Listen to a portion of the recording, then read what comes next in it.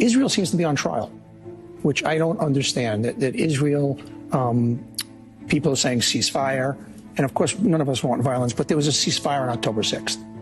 And since that time, we know what happened on October 7th, beheading, raping, every inhumane thing that you can do by a group whose only mission is not real estate, and it's not protecting Palestinian people. They put their own people in harm's way. They use them as shields.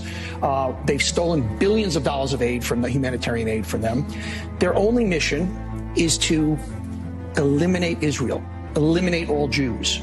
That's it. That's their mission. And yet, constantly, Israel seems to be on the defensive. There is something that, for some reason, evil is not graded the same way when it's against Jews and it's against Israel. And I don't understand that. There's such an anti-Israeli bias because their domestic politics under Netanyahu. Netanyahu needs to go, by the way. Correct. And I think U.S. foreign policy experts think that he may not be there. He may not be. But there is this real bias against the plight of Israel, even in the wake of 1,400 primarily civilians being slaughtered over an 8.5-hour period, mutilated, slaughtered, raped in front of their children and husbands and wives. And what has Israel since then been on the defensive, explaining every move they make? And obviously, like any human, we want to do everything we can to protect every life. Of course. But they're in a war.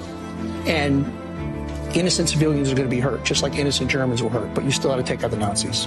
You got to take out ISIS. And Hamas has to be taken out. And there's no other answer. You can't live next door to people whose entire mission is to annihilate you and destroy you.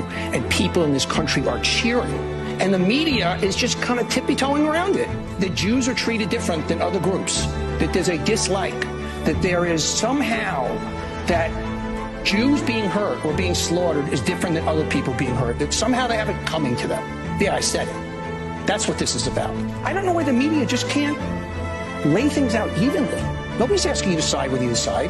Just report it fairly, report honestly, and report one group that is pure evil and the other group like us. They're very imperfect, just like we are, but they're a civilized, human value-driven democracy. Hamas is not fighting for peace. They're fighting for death. They don't want peace for their own people. This is just so black and white stuff. There's no gray areas here. And the media is like,